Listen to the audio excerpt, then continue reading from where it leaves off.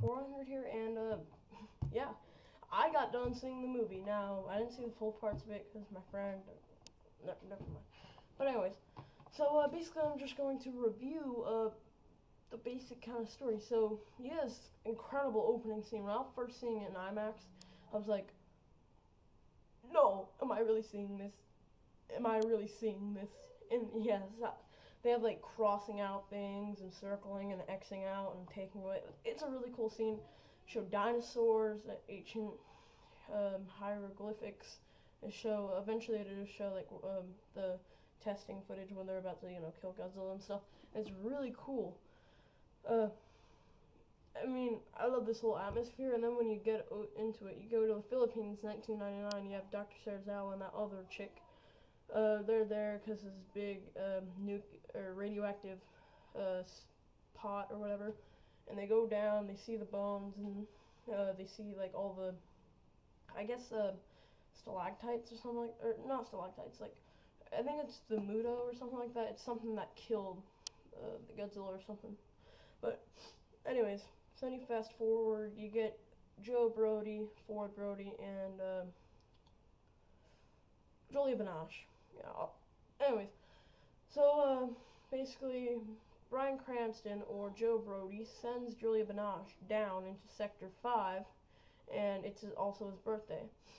And they go, there's a containment breach, and Joe Brody's like, keep the doors open, my wife is still in there, and it's a really fun scene and stuff, And while that's going on, she's trying to escape, but he has to shut the door because it can kill millions because of the toxic fumes and gas. So, what he ends up doing is that he does that, but, I got bad sunburn. Anyways, so, that all happens and stuff, and, there's that sad scene in the shutting of the doors. Fast forward 15 years, you get Aaron Taylor Johnson, he's home, I think it's his birthday, you have Ellie Brody, Sam Brody, all of them. He goes to see his dad because his dad got arrested in Japan.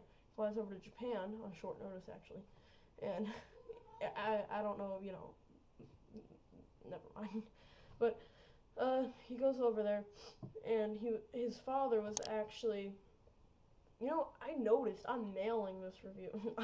I mean, I'm never good with reviewing movies, but his father was, going into the quarantine zone where the whole incident happened with the power plants and stuff, and they notice, they get arrested, stuff like that, and they get taken over to the area, and they notice that the Muto thing is going on, and eventually Serizawa goes down, they get that thing where it's like, my wife died 15 years ago.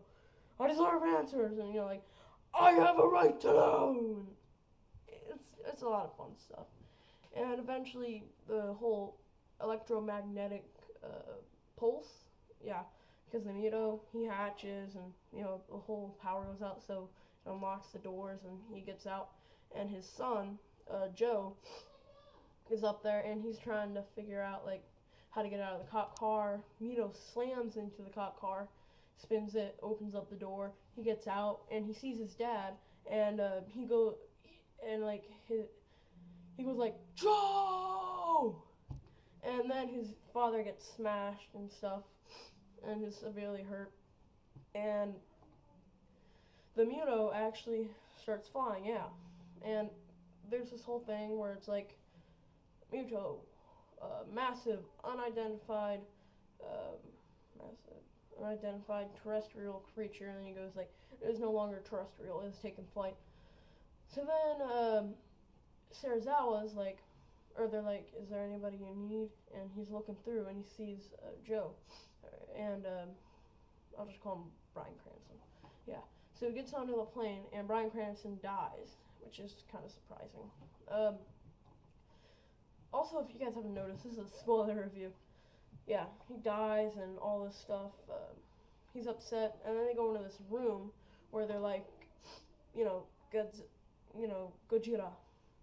And it's cool how they say Gojira, but, honestly, for Ken Watanabe, it's not that surprising, because a lot of people are like, oh my god, they said Gojira, and it's just how he pronounces it. I'm sure he can say Godzilla like Godzilla, but it would sound weird, He just has to say Godzilla.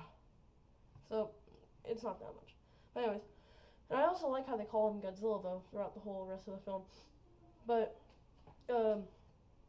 this whole like slideshow shows like all of Godzilla and they're trying to kill him, stuff like that.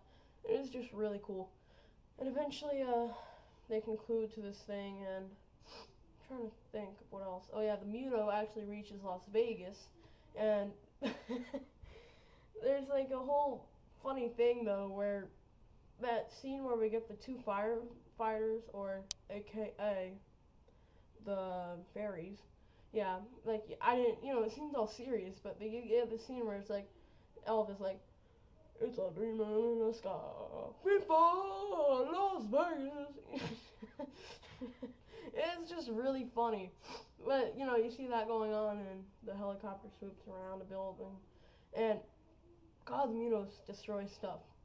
And eventually, like they figure out that there's two Muto, and Godzilla's making his way through, to find the Muto. And eventually, what actually happens is that they come up with a plan. They need a nuke to transport it.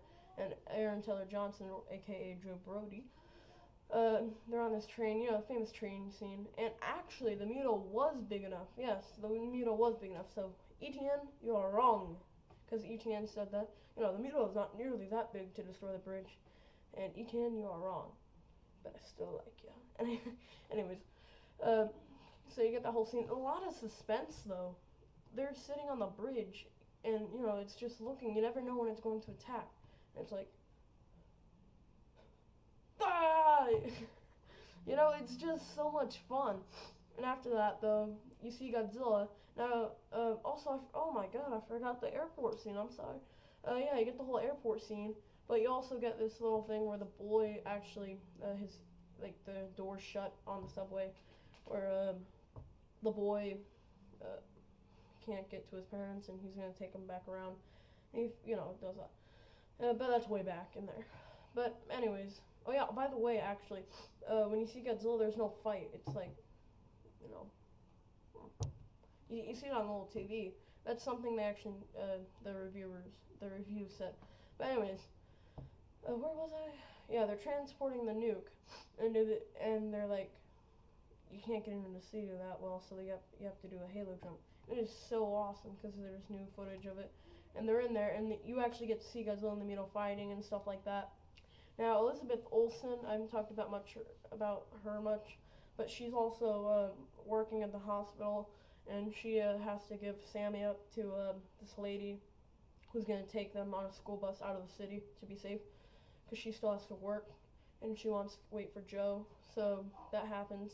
And actually, Sammy is on the bus when Godzilla comes, and God, that is so cool, because I love how they do this fake out when you see Godzilla's spines, and they're actually not his spines, like on his back, they're his tail spines. We already knew this, but I just love the whole fake out thing, though. They're like, brace, and like, oh, sorry, that was my phone, but hold your fire, and then, boom, and they're like, what the, huh? And you guys little spines like, boom. It's so much fun. And he does make his way into there, along with the two Muto. Now, he fights the two Muto while they're trying to set up the nuclear thing, the nuke. And they find it, because the Muto actually has it, and the little fetuses, like, they grab it, and they don't even take care of it, so Aaron Taylor Johnson, aka Joe Brody, decides to blow it up. And by that time, though, Godzilla and the Muto are getting, they're getting tag teamed, or Godzilla's getting tag teamed. And it's, so cool, because Godzilla's really taking care of it, and me and my friend were sitting in the theater, and right when Godzilla grabbed his neck, he was like, oh, he's not messing around, he's like, fuck you, and he's like just going for the neck, he's pushing up against him, and it's so much fun, and he's taking care of him, he's kicking his ass, and then all of a sudden the flying Muto, bam, right into the Godzilla, and then they all fight and stuff, and like I said, the fetus whole thing blows it up, so that causes the mama Muto to go and look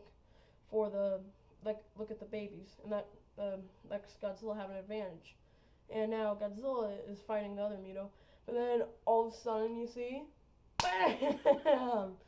Godzilla knocks him with his tail, the Muto, into a building, and it goes like shrapnel goes all over and like right through his mouth, like, and he dies. And everybody in the theater was like, "Oh no, we didn't," you know. And also in the IMAX one, because I was talking about the one I just saw just now, but in the IMAX one yesterday, they, like, everybody was like, "Ooh," you know. So it's funny how they react. There was a lot of applause in the IMAX one though, but then after that though, you see the Muto and Aaron Taylor Johnson's still there, and all of a sudden you just see this, like, the Muto's looking down, and you see this blue flash of light on Aaron Taylor Johnson's face, and it shows the Muto. And a blue flash of light, Godzilla's tail comes around, it's glowing blue. Eventually his whole spine's glow up. He turns around, he looks at the Muto dead in the eyes, like, "I'm not messing around." And then, BAM! The atomic roar, breath, whatever the heck you want to call it, fire, heat beam, ray. It's amazing! It's like, my friend said this, and as I looked closer, I was like, It's like acid and fire mixed with like blue. It's so amazing. And after that, he uses it twice. Okay, sorry about that, but anyways, he uses it twice, and it like hurts the Muto, and then all of a sudden, like, something happens, like, where the Muto hurts Godzilla and he passes out or something like that, yeah. And you get this cool shot, though, with Aaron Taylor Johnson walking, and Godzilla's foot comes down like we saw, and then his head.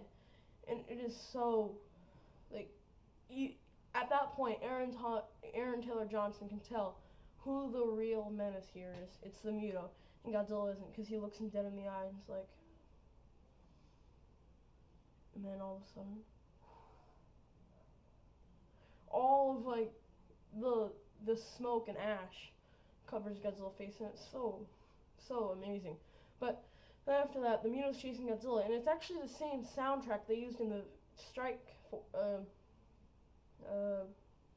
Zone, yeah. When Godzilla's chasing Aaron Taylor Johnson, aka Joe Brody. I'll stop that.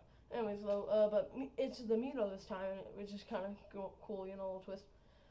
And then, you know, the Muto's distracted, attacking everybody else, while Aaron Taylor Johnson gets on the boat, and he sets the sail off, and he deploys the nuke. But then all of a sudden, the Muto comes up, and he's looking right over him, and like the boat is like this big, say about like this big, and the Muto's like just looking down at him, and I saw everybody in the theater going like, oh, and all of a sudden, he brings out his gun.